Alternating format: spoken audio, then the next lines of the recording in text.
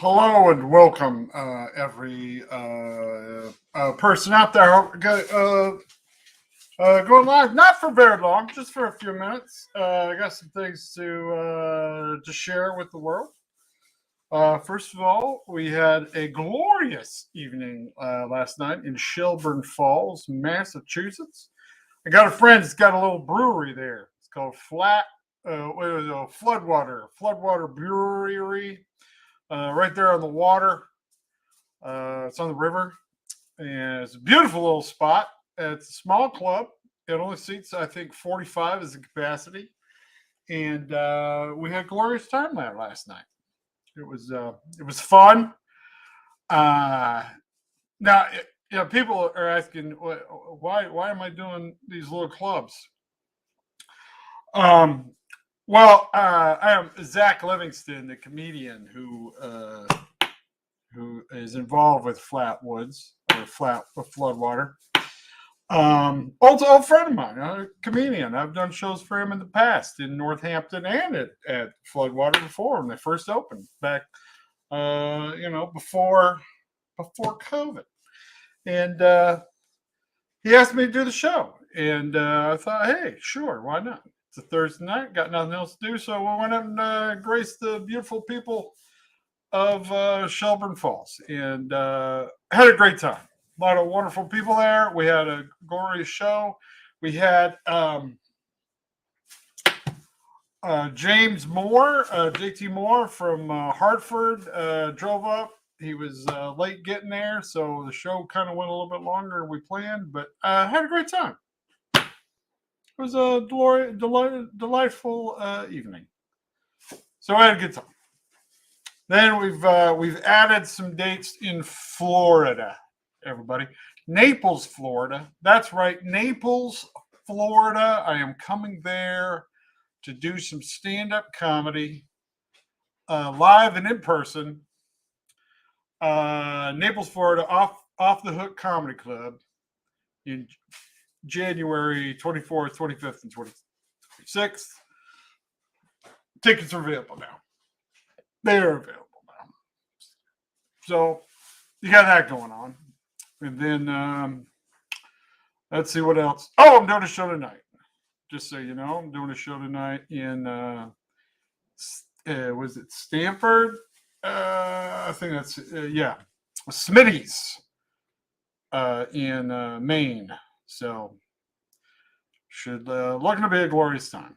So that's what's going on. I got some new coveralls. I'm very excited about these. They're very comfortable. All my other coveralls are way too big.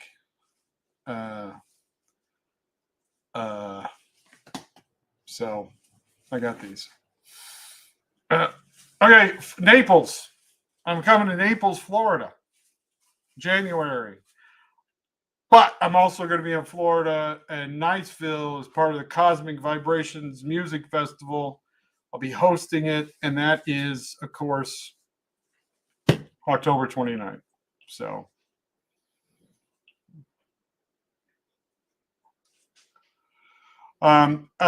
yes, Jeremiah, it's what you call an actor.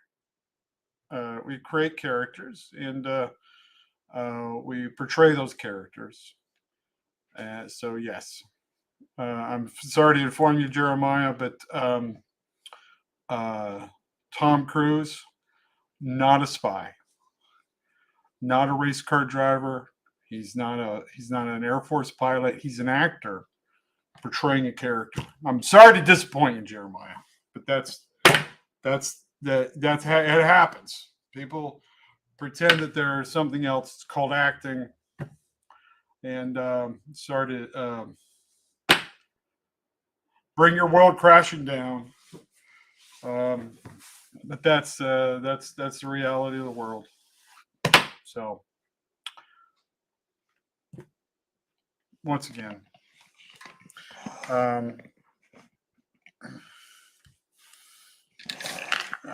trying to read your comment. Okay, there, that's better. Okay.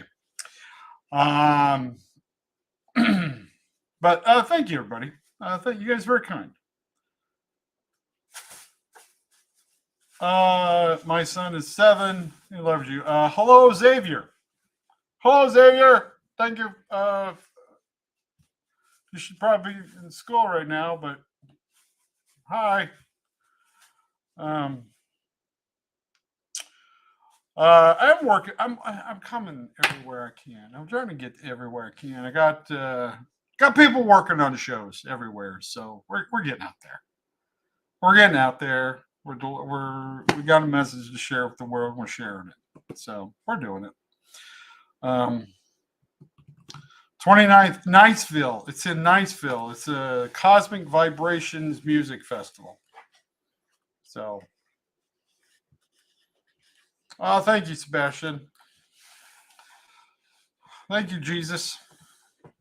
Aren't you supposed to love everybody? But anyway, so there's that. So anyway, I'm in Florida. Not Florida tonight. I'm in Maine. Come up and see me. If you're in Maine, come up and see me. Smitty's in Stamford, I think is what it is. It's gonna be fun. A lot of good friends of mine. We're gonna have a great show. It's also fun. In case you wonder, I do some jokes. Get there and perform. Sometimes I pretend I'm different people. So Jeremiah, I'm sorry. You might not want to come to the show because I'll be pretending to be other people, lots of other people. So it's going to be a horrific experience if you have a hard time with suspension of disbelief. So if you have a problem with suspension of disbelief, you probably should not come to one of my shows because I pretend I'm not me quite often. It's a thing I do. It's a performance. Again, maybe you're not familiar with how this works, but that's what entertainers do. That's what we'll do. Actors, entertainers will create situations. So Jeremiah, you probably shouldn't come. What do I do in my spare time besides characters? That's it. That's pretty much it. I just sit around and think about being other people. That's all I do. I just sit around and imagine what it's like to be somebody else, and then pretend I'm being that person. That's what I do. It's a glorious to me. It's a glorious, beautiful experience. Try to learn how to play the guitar. That's one thing I'm starting to do. I'm going to learn how to play guitar, and I'm going to bless you people with my glorious playing skills. So have fun. I got a script I want to check out about a ninja janitor. All right, sounds like fun, man. Hey, you got cool ideas? Send them on to me. In fact, I'm auditioning for. I got to do the audition. I got to record it, but for playing Odin, which is cool. I enjoy it very much.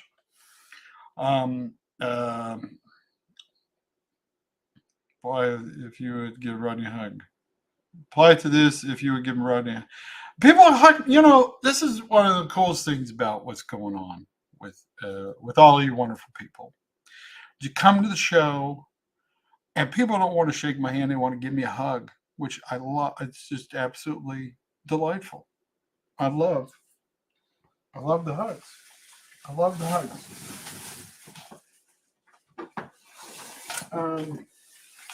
I do have a ukulele. I've been trying to learn the ukulele. I have not. I guess I could pretend that I'm a person who knows how to play the ukulele. That might disappoint Jeremiah.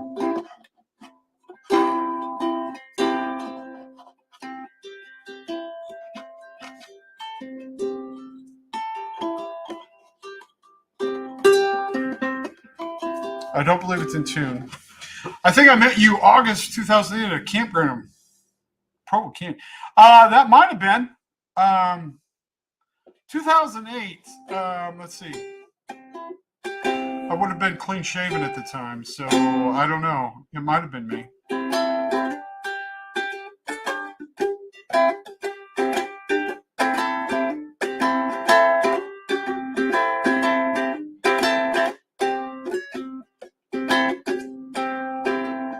have no idea what I'm doing. I'm just tiptoe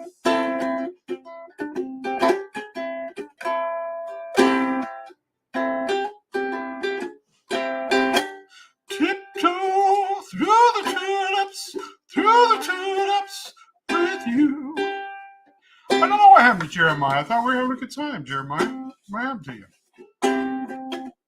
Because he was offended that I'm a person, that I'm a real person. Okay, I don't know how to play anything. I am just strumming. Literally just, I have no idea what I'm doing with this thing.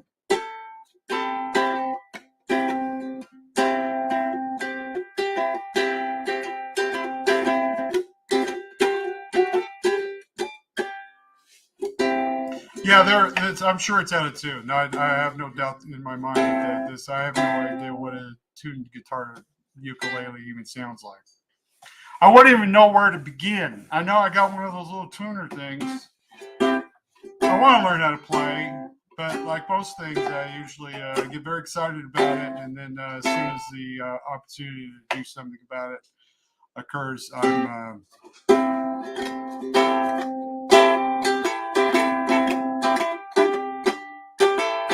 See, I know that people move their fingers on these strings here from time to time, and then you strum.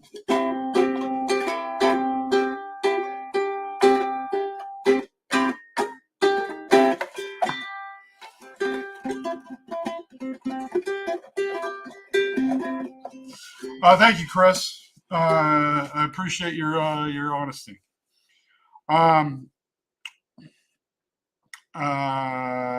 But anyway, so that being done, that being said, I said I'm doing more shows. I'm getting out there.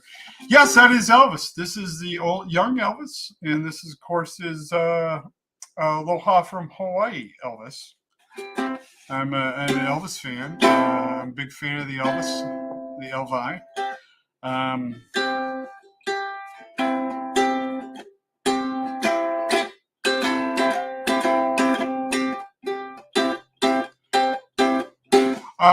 No, I'm going to get a garden soon. I do want to grow a garden. I want to go off grid. I want to be an off grid. Everything people think I am, that's what I want to be. I want to be a dude living out in the middle of nowhere with my beautiful wife and farm animals, including Doug, my dog, and Allie, and grow some vegetables. Have some goats. I want to get some goats. Love goats. I had some wonderful people I hung out with in Colorado Springs when I was there not so long ago. They had goats. If you've seen a picture of me with a goat, that was me with their goat, and fell in love with the goats. Goats are awesome, so I'd like to have goats. I want to get into that magnetic resonance farming. You don't use any chemicals. You use like energy from the universe. That would be fun.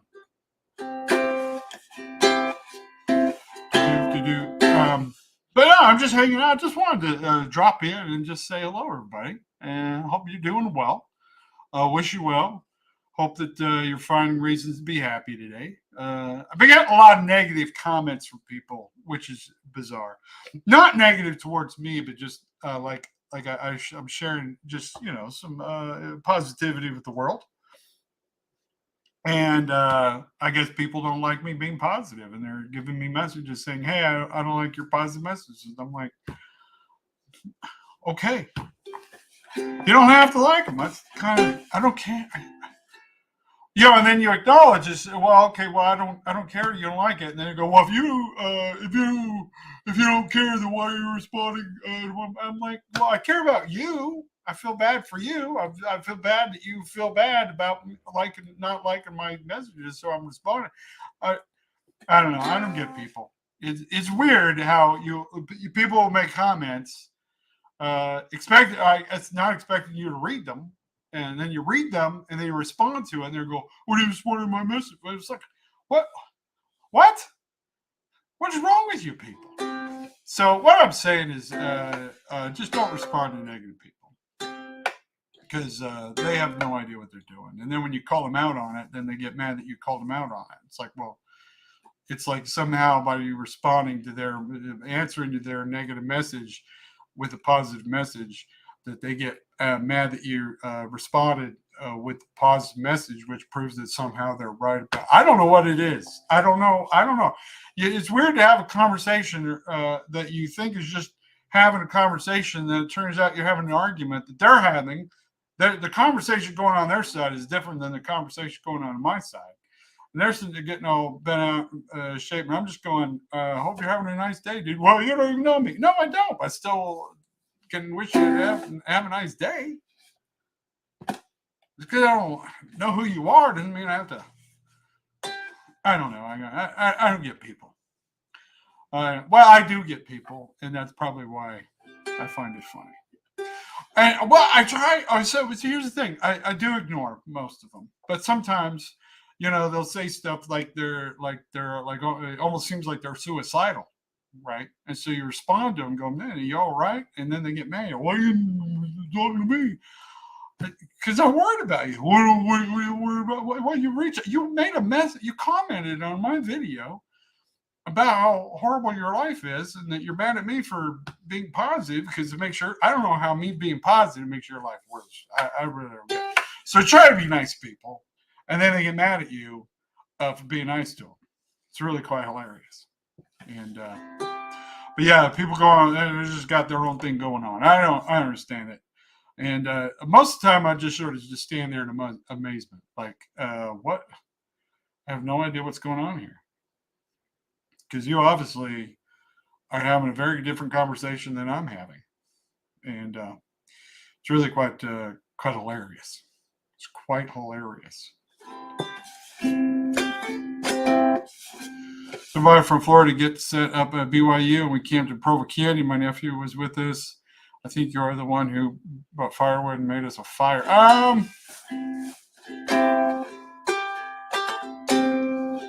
I don't remember. It could be. I'm trying to. I've been to campgrounds and helped people before. It could have been. I can't confirm. I can neither confirm nor deny that I was that person. I'd have to look up the. Michael W. Norman. Some people aren't happy unless they are. That is true, and I have mentioned that before.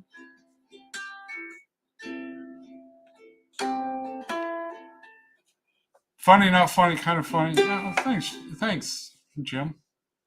I think Jim's having one of those conversations with himself that I'm not sure what conversation we're having. So, love you, Jim, though. I do appreciate everybody. I appreciate all your messages. People ask me all the time, Ryan, what do you do? To be honest with you, I'm just having a good time. We don't know what any of this is about. I mean, we have a good, we have our theories. I believe in God. I believe there's a God. I read the.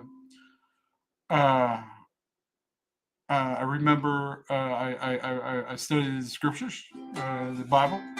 I've also read a lot of other stuff. I've been a lifelong reader of the Tao Te Ching, and have read it many times, and many other things. I believe that there's a great way to live your life, and a lot of it is that you should just, first of all, just appreciate that you have a life, because this is pretty amazing. I mean, you think about all the things that had to transpire in order for you to even be here. It's pretty amazing you're even here. So you should appreciate that you just wake up and go, okay, here we go. Got another day. Let's do this. And look, my life hasn't been perfect. We've had cars repossessed, bad credit. I've had my power turned off because of this. I've been through all that stuff. I've been through all that stuff. Raised kids. Kids get sick. I've had a lot. Life is just disappointing a lot of times. But why get upset about it? I mean, why get upset about it when there's so much you can just enjoy while you're here? I mean, goodness gracious, love yourself, love your life. Wake up and go, okay, things aren't perfect, but hey, I'm gonna do what I can with what I got. That's what I'm saying. I'm gonna just do what I can with what I got.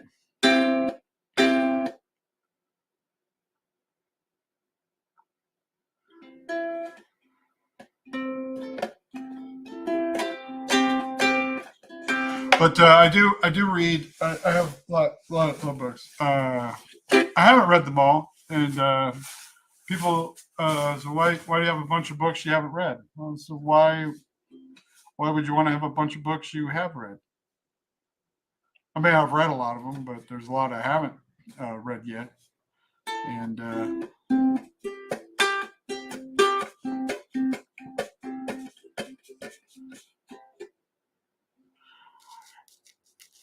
yeah, you gotta believe in yourself. That's the thing. You just got to be happy with who you are. You're doing the right thing. Like you make mistakes. We all make mistakes. That's life.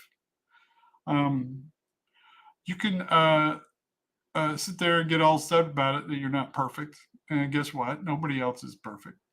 So just chill out, enjoy yourself. Just go. What's going to make me? As long as you aren't hurting anybody. In fact, if you're finding ways to make other people's lives better, that's even better. So as long as you're doing something that's not hurting anybody, do your thing, man. But if you can find something that helps people, that's even better. That, my friends, is even better for your life. You want to get out of your own head and your own misery. Go. You don't know what to do with your own self. You don't know what dreams. You don't have any ambition. You don't have any dreams. Go find somebody else and help them pursue their dreams. That's what you do. You just go, look, I don't know what to do with my life. What should I do? Well, if you got no plan, call a friend. Find somebody you like and say, hey, guess what? I'm going to dedicate myself to making your life better. You got dreams or ambitions? And they say, yeah, I want to start a band. You want to start a band? I want to support you and start your band. What do you need? And he goes, well, I need somebody that plays bass. And you're saying, I don't know how to play bass. And then they go, well, why don't you just learn how to play bass? And you go, okay. So you start playing bass. Next thing you know, you're in a rock band. And it wasn't your dream, but it was your friend's dream. And then pretty soon you're playing, and all of a sudden becomes your dream. That's often how things happen. So, like, if you don't have a purpose in mind, I don't want to do myself, blah, blah, blah. Just find somebody who's got a dream and join them. Say, hey, I want to help you do what you're doing. Okay. What do you need? I need a guy hand out flyers, get people to come to my show. Okay, I'll go do that. And that's what you do. Help somebody else get what they want, and you'll find a lot of joy and happiness in your own life from doing it. So, Rodney Norman, have you had a chance to take a look at the USA Family Court class action team? No, I haven't looked at USA Family Court. I don't know what that is.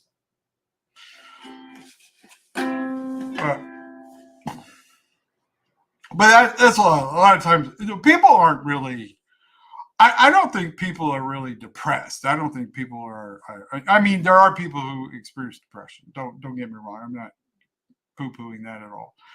But I do believe that most humans, that your problem with your life is that you're just bored. That you're afraid to go do things that are exciting and fun because you're afraid that you're going to lose what you already have. So you're not willing to take chances to go and pursue your dreams and do amazing things because you're worried about losing what you already have. So you're not willing to give up the life you have to get the life that you want. Right? So you got to be willing to let go of something. And you got to let go of your ego, let go of your pride, let go of whatever is holding you back, and just go pursue your dreams. Just have fun. You're bored, is what you're not. Your life isn't horrible. You're not a horrible person. You're not. It's you just. I'm tired of life and I'm scared of dying. Well, then get out of yourself. See, this is exactly what you're not. You're not scared. You're bored. You're afraid of losing what you have, but you're afraid to let go of it so you can go get something better. And as long as you let that fear cripple you, you will be stuck. You will be stuck. And the reason you get depressed and the reason you get miserable is because you're unwilling to actually just separate yourself from your boring life that you're having and just let go. Stop fearing death. Stop fearing loss. Stop fearing everything and just get out there and go. Get out there. Like I said, if you don't have a dream, you don't have something you want to achieve, find somebody else who does and say, I want to dedicate myself to helping you. Because I guarantee you got friends, you got people that you know who are pursuing dreams, who want to do something with their lives, and they're trying to do something with their lives. And they're just looking for, they can use help, and you just call them up and say, hey, I love you, and I like you, and I love what you're doing, and I want to be a part of what you're doing. How can I help you? And you will be amazed at the things, the opportunities that will come your way from just doing that. Just do that. I'm telling you, get out there. Because once you stop worrying about what other people are thinking and saying about you, it's a liberating moment. It really is. For many years, I've been doing stand-up comedy, and just doing my jokes and enjoying getting in front of people and telling jokes and having a good time. And I had different ideas about what I wanted to do, how I wanted to present myself, and I would do those. And then other comics would be like, "Oh, that's not going to work." No, that's basically everybody will try to teach you or tell you how to be like everybody else, and that's why you can watch one comedian after another, and it's basically the same act over and over again. It's just everybody's just trying to be the best version of the same thing. And I think comedy's really fallen into that rut lately, is that everybody's just trying to be the same person, be the same thing. Everybody's just trying to do the same thing, just be better at doing the same thing, which is great. You can find success. There's a lot of very funny people out there, and I'm not faulting anybody for their craft, but I saw myself in that same trap where I was just basically, I felt like I was just being just like everybody else. And I find, in fact, if you want to go see how I used to perform, and I was, was my if you go to Dry Bar Comedy and you look at my first comedy special, it's from 2017, clean shaven, short hair. That I was trying to be. I was being funny. I was still being me, but I was still trying to be, the comedian. And funny, I was just after I had this epiphany, if you will, is that I thought, I want to do comedy my way, because I used to be very creative. When I was younger, I was in high school and college. I was very creative and very funny. I loved doing what I used to do improv all the time, and I was just having a great time. I was having fun. And when I got into comedy, I was kind of doing the same thing. I was, that was me. But then I kind of fell into this rut, if you will. At least that's what I felt like. I just felt like I was being like everybody else. I was just being, because I was just doing comedy the way everybody else did comedy, if you will. And I don't know if you fully comprehend that or not. But I finally just had this moment after I filmed that special for Dry Bar. I just thought, what am I doing? I don't like what I'm doing. I mean, I like doing comedy, but I didn't like the one I was doing with comedy. And so I decided to change. I decided that I would do something different. And so I just started performing the way I wanted to perform. I started being the weirdo that I enjoyed being. I started doing characters more. I started exploring and having fun with making videos and just getting out there and just have fun and not worrying about it. And I've gotten on stage and audiences haven't really dug me at all. I've been through that, but I believe what I was doing is just kept going. I just kept going. I just kept making videos, having fun, and then COVID come along, and everything was topsy turvy. Because at that point in time, I'd started picking up a lot of comedy gigs. I was doing really well, and things were really picking up for me.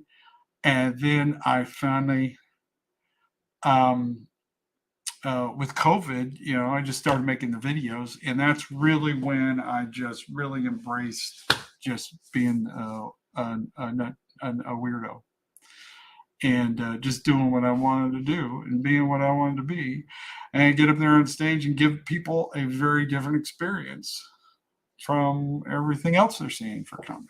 I stopped trying to be cool. Just stop trying to be cool and just start. I just want to be funny. I just want to be funny. Of you, Steve Martin with his banjo. Do you enjoy Steve? Yes, I love Steve Martin. Oh, are you kidding me? See, that's what I'm talking about. Steve Martin was breaking barrier. He was doing something different than everybody else. That's why he was so amazing. He wasn't. He was doing it. He was doing it different than everybody else. He was really breaking it down and making it different. And it's interesting. He's one of those guys I really looked up to when I was a kid. I just loved him, And then he quit doing stand up because there's a point where, and it happens with comedians. You see, when you first start doing comedy, people, they're trying to figure out when you get up on stage, they want to know, they're trying to figure out if you're funny or not. You know what I'm saying? They're judging you, and they judge you by every joke. It's but it's you trying to impress them. It's you, comedian, trying to impress them.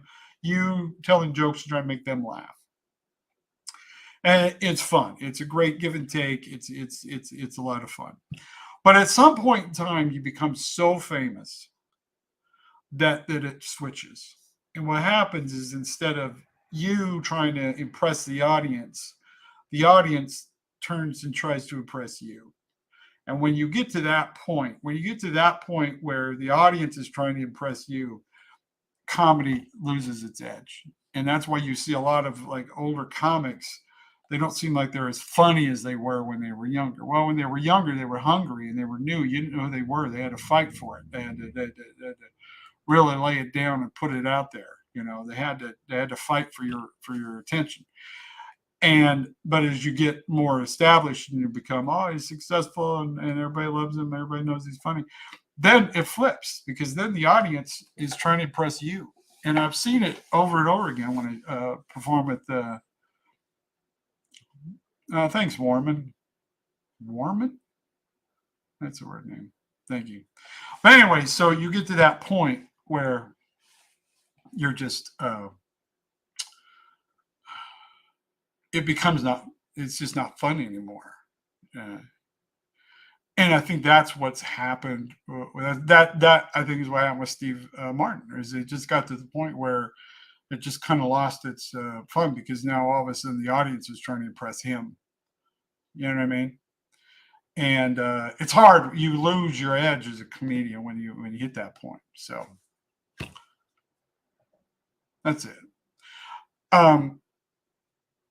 So you got to find a way to just keep it fun for yourself and keep pushing and challenging yourself. So, and that's it. I'm just having fun.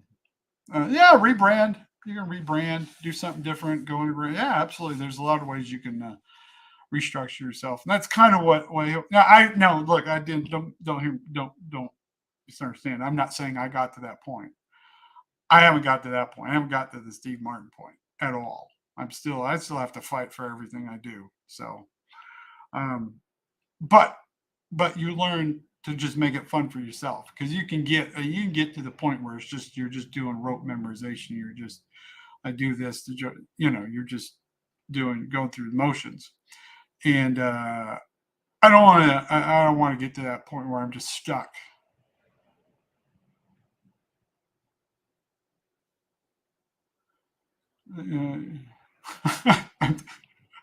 Okay, there's conversations going on over here. This is the weird thing about going live because you guys got your conversations going on with each other, and then I'm not sure because you're saying stuff to each other, and I'm not sure if you're saying it to me or you're saying it to somebody else. So it's kind of weird. So when you start insulting each other, I assume you're insulting me. So, but no, you got to reinvent yourself. And I think you do that with life in general. You know, you just got to find a way to.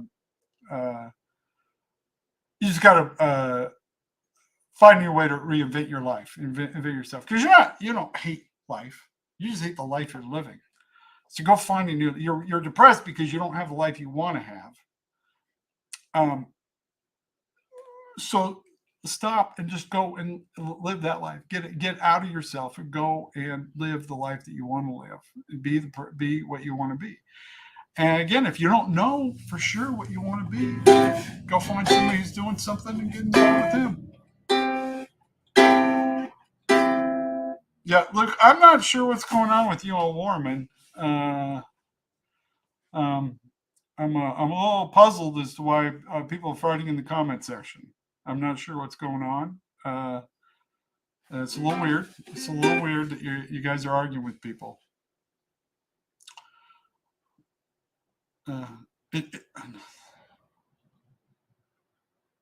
Okay, Warman. Thank you. But who were the question here, Warman, is who are you getting mad at, and why are you getting mad at them? Most of you, even though I'm chatting with someone else. Sorry, guys. Well, I'm glad you're all getting to know each other. That's fun. Yes, it is a ukulele. Again, I do not know how to play. I want to learn how to play. I know that you put your fingers on these things and move them from time to time while you're strumming this part. And then it makes different noises. And then those noises will correspond to something you were talking about or saying.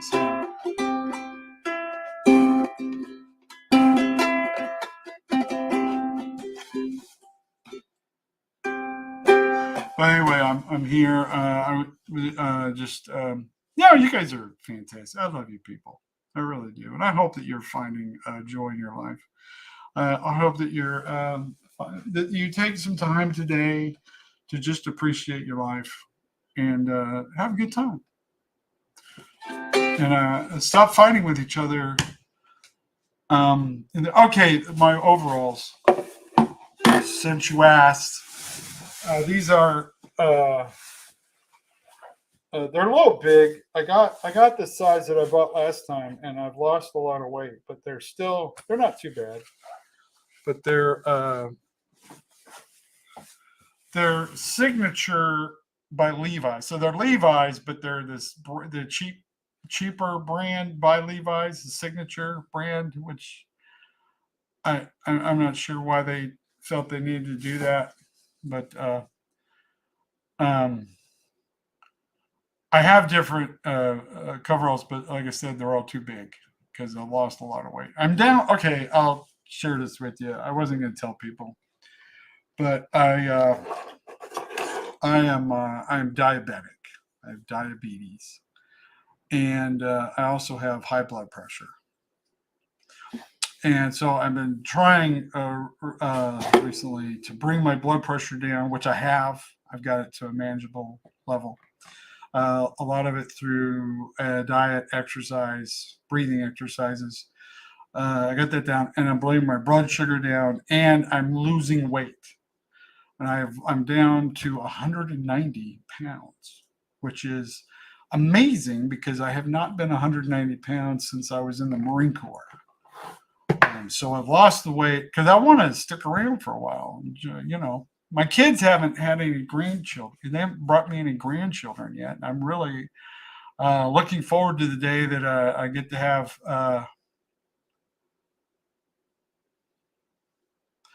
They did signature because they were losing money. Is that what it is?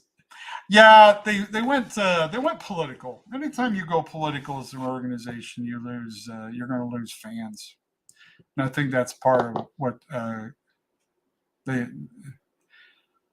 let that be a lesson. You just make your don't regardless of what side you're on, unless you're of course you're products are political, then I get that. But when a company that just gets political for no reason, it's dumb. I like Michael Jordan said it best. He said both sides buy shoes, so he's not going to offend anybody because he wants them to buy his shoes. Just make your products. Let politics be their own thing. You don't need to.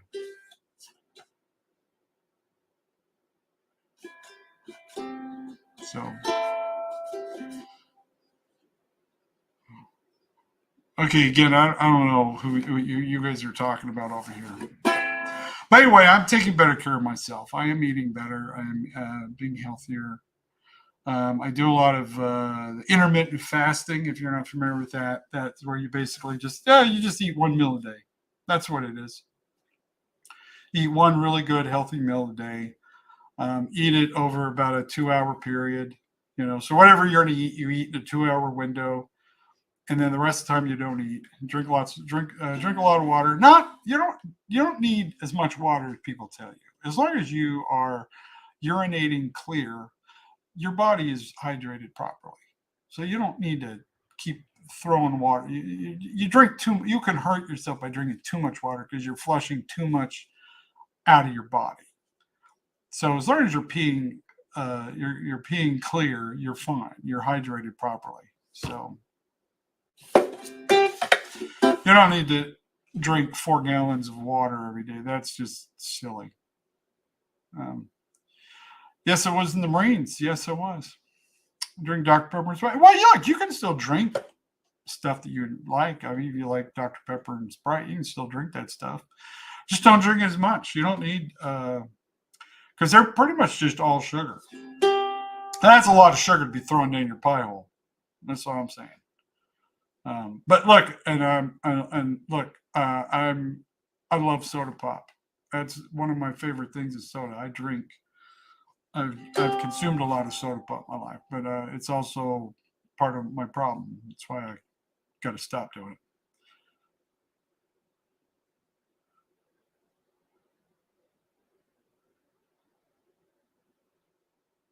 Okay, we still got more. We got more fighting going on in the comment section. I hope you guys can work out your differences. I don't know what's going on. I'm not sure what caused all that nonsense, but wow. But anyway, I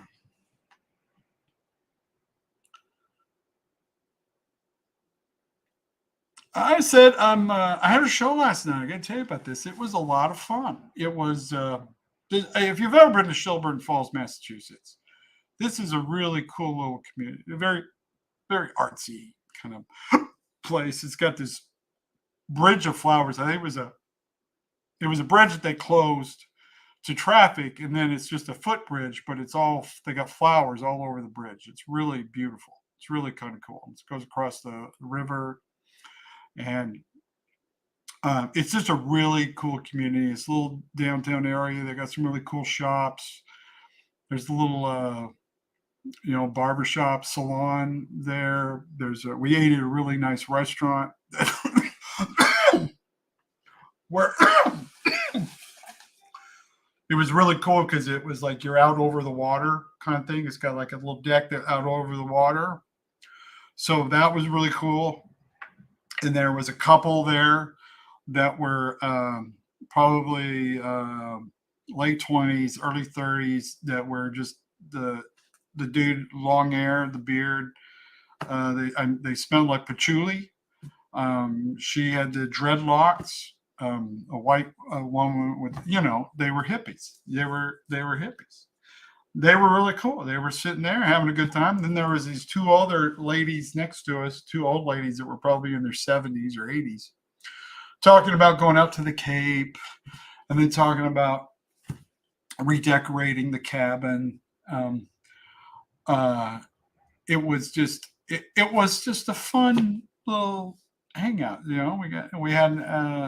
We got the apple cranberry chicken salad, delicious, I might add. And so we got there early. Well, we thought the show was advertised to start at 7. So we thought it started at 7 or 7:30. So we thought doors open at 7, shows at 7:30. So we got there early enough to get some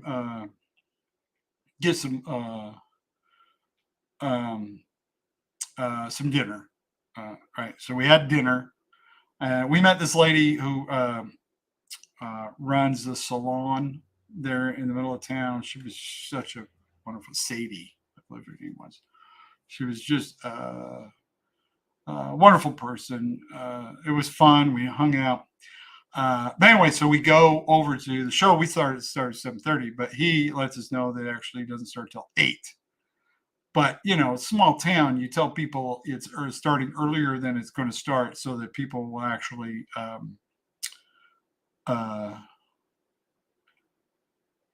show up on time, because everybody usually shows up late because it's a small town. And so anyway, so the show starts late.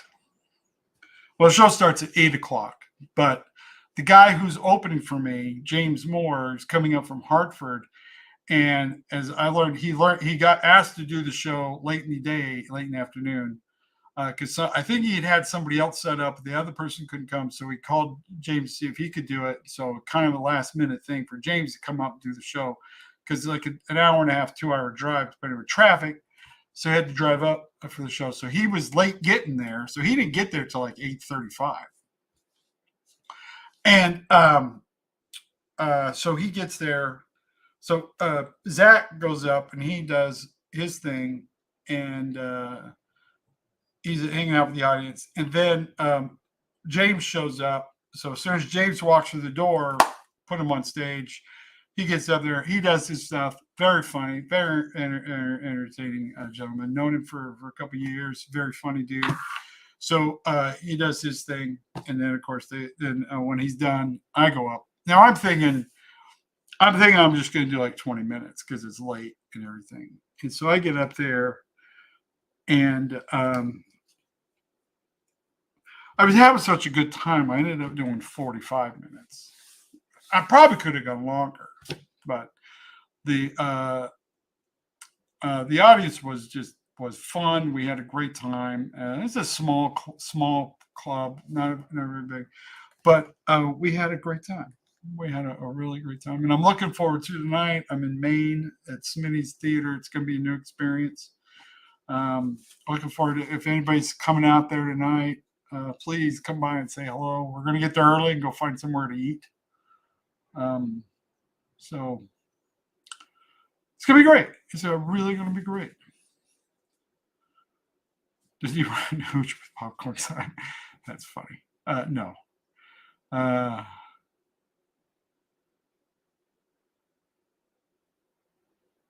Carolina, it'd be pretty funny also. Yeah.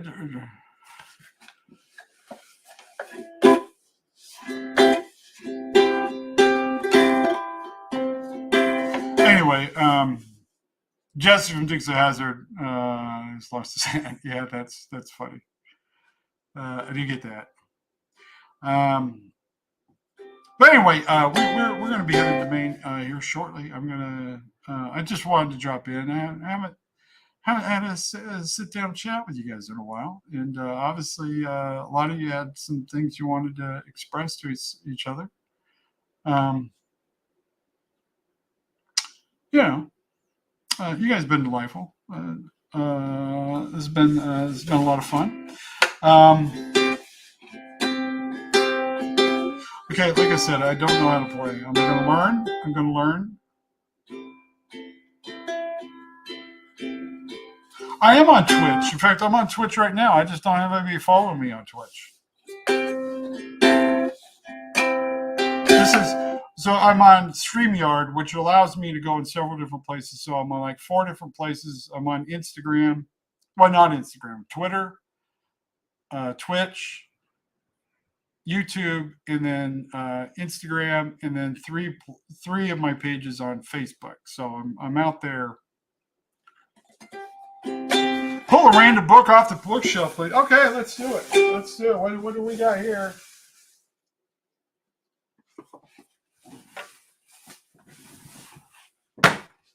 What does Rodney Norman read? The Norm of Truth, an Introduction to the Philosophy of Logic by Pascal Engel. I'll be honest with you. I probably bought this book mostly because of the name. The Norm of Truth. If you don't know why that's funny, I don't know what to tell you. But the philosophy of logic. Really what it explores is the idea that logic, right, even that we can use logic to think clearly, but it doesn't necessarily, logic doesn't necessarily get us to the truth about things, because logic only helps us think clearly about what we're talking about, but it doesn't make any any statements about what truth is. Right? Like case in point, they have like logical fallacies, and logical fallacies is when and there's two types of logical fallacies: informal and formal logical fallacies. The most common fallacies are informal fallacies. And what that means is that an argument is being made for the argument you're making based on something that has no actual effect or influence on the thing you're discussing. Case in point, let's say the argument is, okay, so we have this thing right here. Okay. Now, this is this little toy, this little stretchy stress thing toy that I got the other day because my other stress ball broke. And so I got me something else that I could play with. And so I have this thing, right? Now, I can make the argument and say, this is red. This is a red color. And you might sit there and go, Rodney, that's stupid. That's not red. That's blue. And then I would say, look, I'm an expert on color. Therefore, I know this is red. And you're sitting there going, what? What are you talking about? It's not red. But I'm like, but I have an expertise in the color of red. I've seen a lot of red. So I say this is red, so this is red. Now you're sitting there going, I don't understand what the hell you're talking about, Rodney. Where you going? So what I'm doing is I made a logical fallacy, and that fallacy that I'm using is the fallacy of now I forgot what it's called. Anyway, of the expert, the fallacy of the expert, or a fallacy of the professional. And that means that because somebody said is a professional and they said it's true, that makes it true. But that doesn't make it true. I mean, this is either the color it is or it isn't. And it has nothing to do with my opinion. It has nothing to do with my expertise or anything. It's either it is what it is or it isn't, right? Now, I could say this is blue, and it's blue because I'm a professional at colors. But here comes the problem: is that it's blue not because I'm a professional at colors. It's blue because it's just blue. Are you with me? So you can actually have bad logic and still be right, or you could be completely wrong and use bad logic. And so this is what the idea of this book is that logic in and of itself does not make statements about truth. It only makes statements about the arguments you're making about the truth. And that, my friends, is philosophy. In fact, there's a thing called the fallacy of logical fallacies, and that is that you assume that something is incorrect because a logical fallacy is being applied to it, which is not true. Which is not true at all. Case in point, be another good example.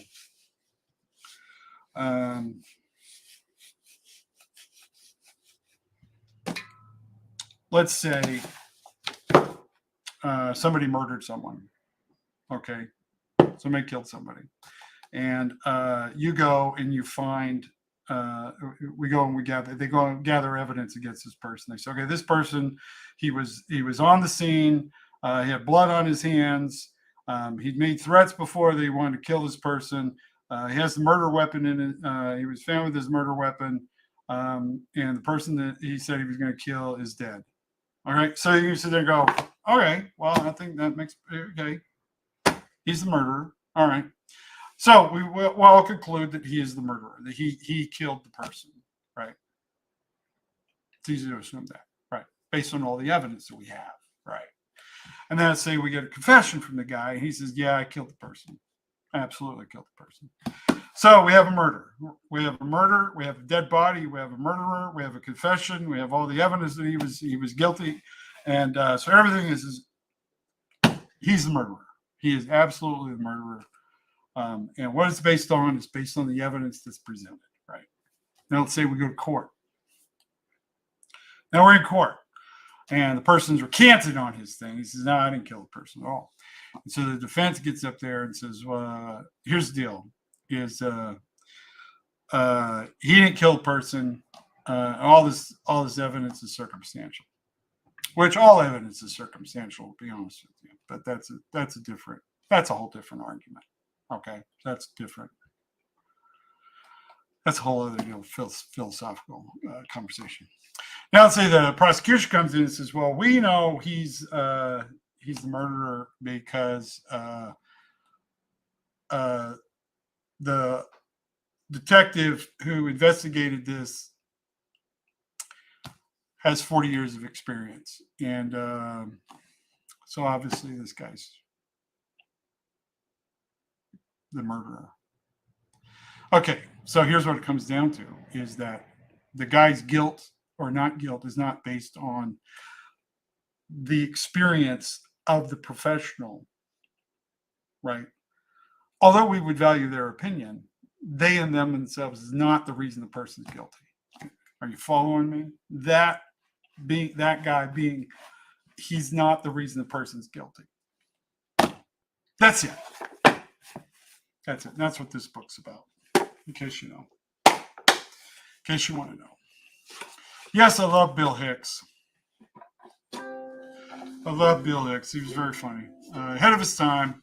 And his thing...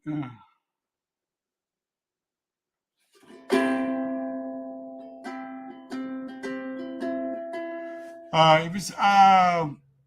the cool thing about Bill Hicks was that he was saying things and hitting topics that nobody else was saying and talking about. That's what was really cool about Bill Hicks. So,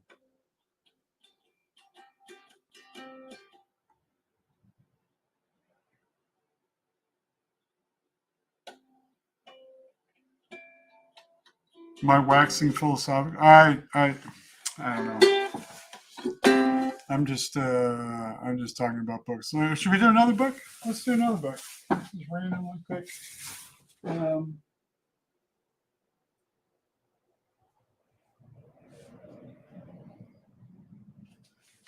Oh, here's one. Here's one of my textbooks that I kept from college. This is a little fun.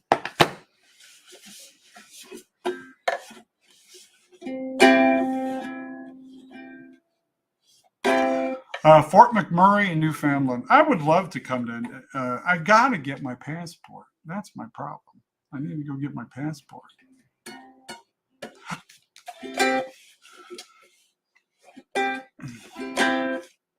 Have a soda pop and discuss the world. That would be fun. That would be fun. In fact, I'm going to. I think it's that time of year. You know what I do? Every once in a while, I go places and eat things to remind myself why I don't eat there. McDonald's is a good example. I eat at McDonald's like once a year to remind myself why I don't ever eat at McDonald's. Because it's disgusting. I hate McDonald's. It's disgusting. Every time I eat there, I get sick. I do not like McDonald's. I don't like it. There is a soda pop called Moxie that is if you've never drank this stuff, it is like drinking uh, molasses uh, uh, and battery acid together. It is absolutely one of the most disgusting things ever. I think the only reason this stuff actually exists is because people buy it to get other people to try it because it's disgusting. And I'll be in Maine. I'm probably going to pick one up and drink another one. Just a diet. They have a diet version. So I'm going to drink the diet version, which is probably even more disgusting. Yes, I grew up in Utah. I grew up in Utah, but I now currently live in Connecticut. But yes, I do have a lot of family. I have a lot of family and friends in Utah. I'm there frequently. In fact, I'm going to be at Wise Guys at the end of the month. So yes, Brennan, I am from Utah. Regulated. Stanford, I think is Stanford, Maine, in at Smitty's Theater. Dean Ford says, I do drugs when I don't. It's remind myself why I do.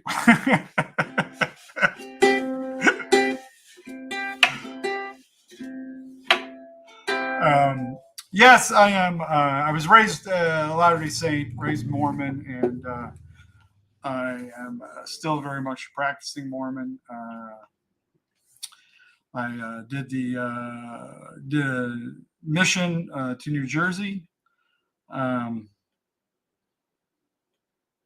Yeah, I know Mary Finch. I know dad drinks are horrible. That's why. But I mean, having them occasionally is not going to destroy your life. But if you're consuming them over a lot, it's going to be a problem. Just like everything else. Consume too much of anything, it's bad for you. So, Cheerwine. I love Cheerwine. Yes, I love Cheerwine. Cheerwine and Sundrop. I think are two absolutely wonderful. Now, okay, my favorite soda of all time is Mellow Yellow. I will put that out there. I love Mellow Yellow, but currently where I live, they don't make it. So the only place I can get Mellow Yellow, and I like the Mellow Yellow Zero.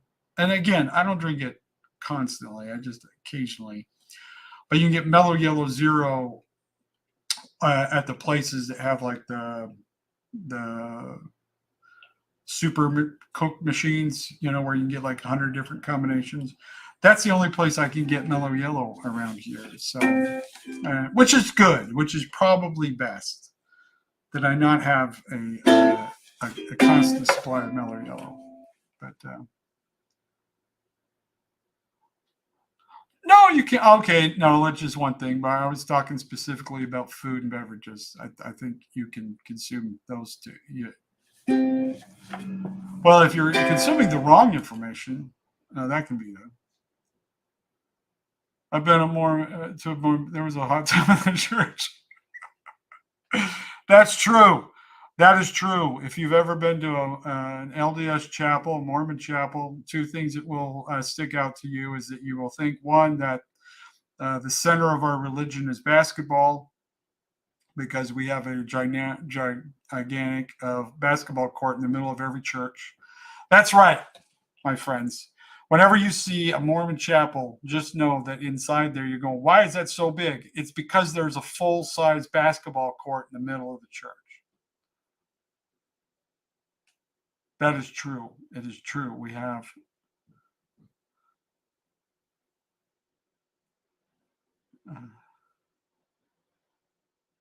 Yeah, Mellow Yellow is very close to Mountain Dew. In fact, it was designed as an answer to Mountain Dew back in the 60s. Mountain Dew has become very popular, and so Coke needed to come up with a plan.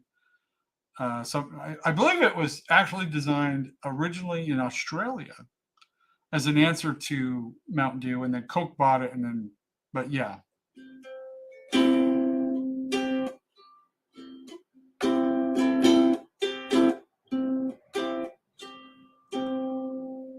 Nope. Recommend soda drinking playlist. What? I don't know what you're saying.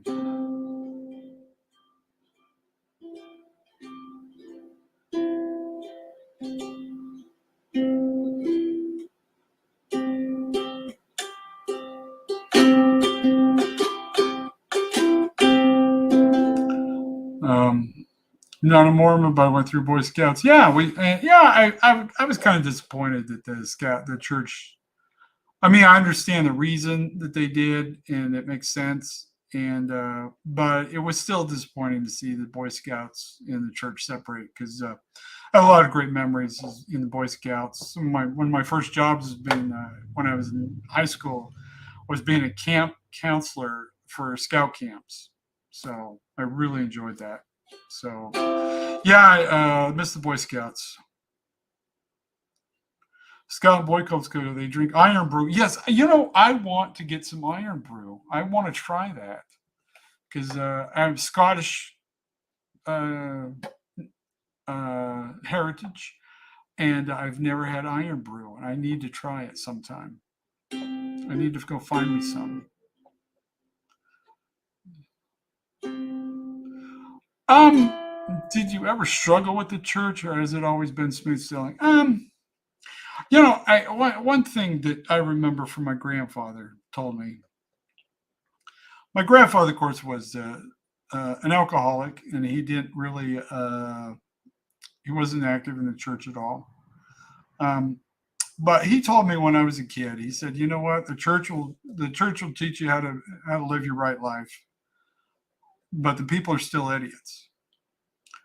Um, and I've carried that with me. Is that I don't go to church for the people, and I don't go to the church for accolades. I don't go to church for any reason other than to just worship God.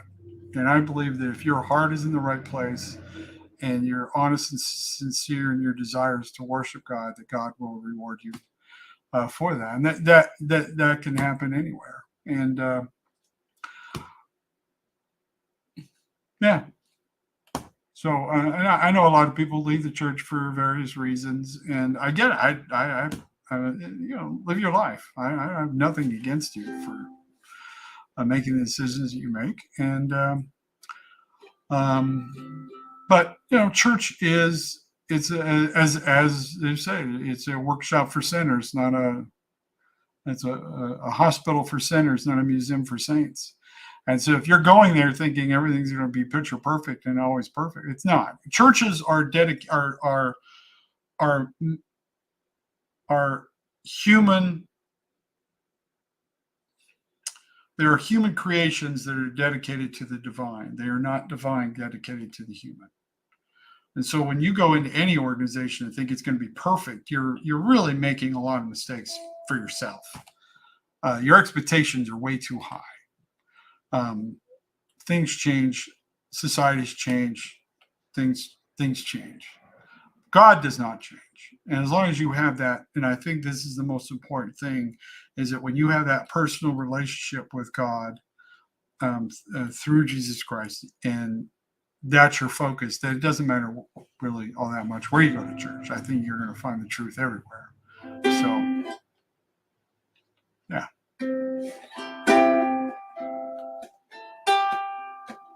I'm not look. I'm not better than anybody else. Don't get me wrong. I got my mistakes. I got my faults. I'm just trying to share a little joy with people, trying to give people a little hope. Um, and that's good, Irene. That's how you connect with divine out nature. Yeah, and yeah, absolutely you can. Yeah, I think you can find God everywhere and anywhere. Absolutely. Um, I think a lot of well, anytime you have a power structure that's created, you're going to have people who are going to take advantage of it, use it to their advantage. Um, um, that's and that goes for any organization. Did I ever see Elvis live? No, I did not. He passed away when I was 7, 8 years old. I remember we were living in a trailer park in Sandy, Utah,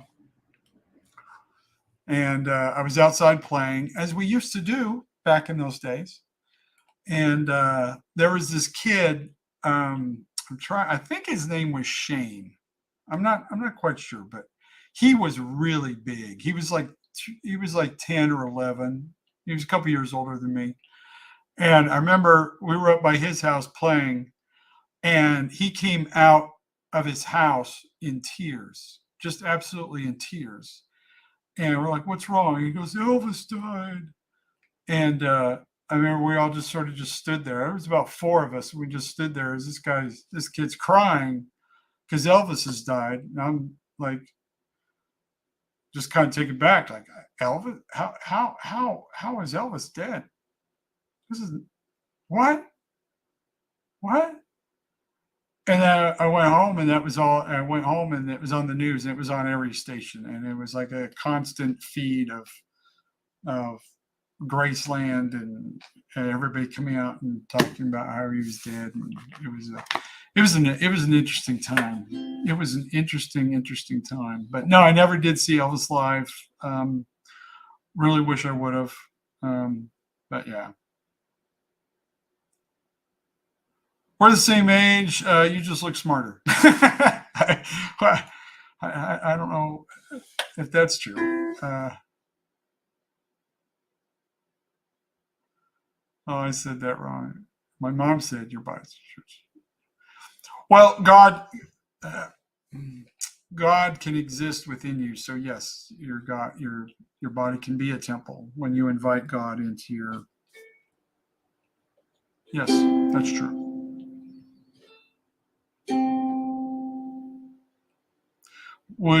Should. Wow, you should join Masculine Geek. I don't know who that is. I'll have to look that up. Centerville, when Elvis died. Yeah, it was. I mean, people don't really, unless you were there when Elvis died. I mean, you got to understand, this was. It was my first experience of that magnitude, when it was something that affected absolutely everybody, right? And I don't know if you got, and for years there was the whole stories of Elvis sightings, and stories that he was really alive, and I think they're even still now. There's a guy who's a preacher. There was a guy who's a preacher who a lot of people think it's him, because Elvis Presley wanted to be a preacher, and he sang a lot of gospel music, and he really loved the Lord. He was really, and he had even lamented how he felt bad about the life that he was living, because it wasn't the type of life you should live if you're a man of God. And so there has been speculation that he faked his death so that he could get out of that life, because there was no way he could ever get out of that life, and so that he faked his death and then went under hiding, and then came out and is a preacher somewhere. Which, if it's true, I think is pretty cool. So, yes, Weekly World Headlines, National Enquirer. I kind of miss the days of the National Enquirer, because now it feels like all the news is the National Enquirer. I mean, the most ridiculous stories they would put on these things, and now that's what news is now. I think the Weekly World News and National Enquirer were way ahead of their the times. Oh Lord my God, when I in awesome wonder consider all worlds I have made. I do love that. How Great They Are, I think, is one of my favorite songs of all time.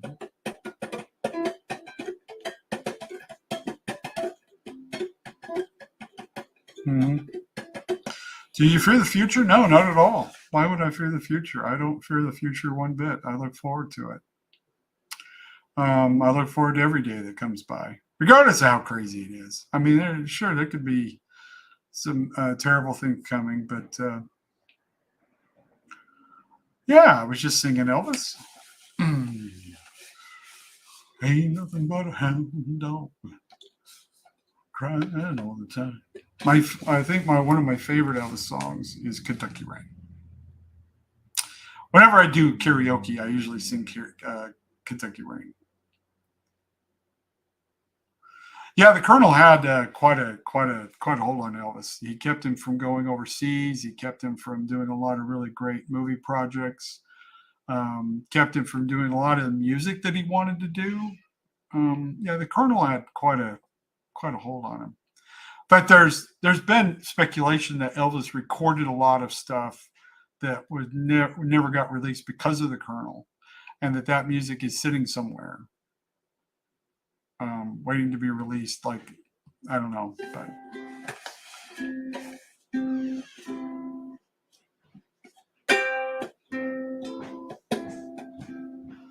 bust out the Rainbow Connection.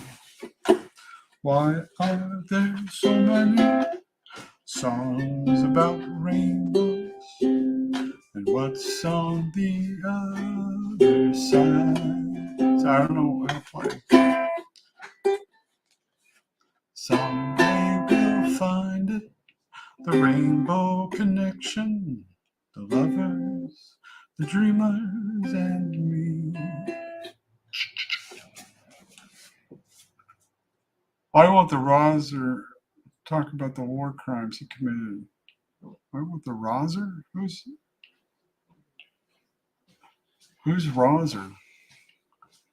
I don't know who Roser is.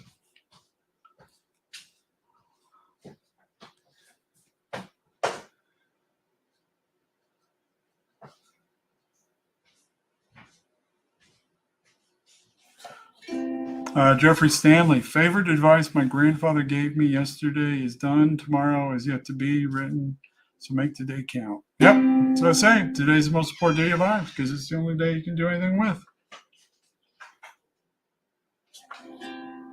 Anyway, you guys have been amazing. But I got things to do. I got chores to do. I got to go learn how to play the ukulele, learn the words to Rainbow Connection. And maybe I'll try that again. So you guys have been amazing. Thank you so much for being here. Thank you for hanging out with me. I love you all. I hope you have a wonderful, wonderful, wonderful day. Have a super freaking awesome day, my friends.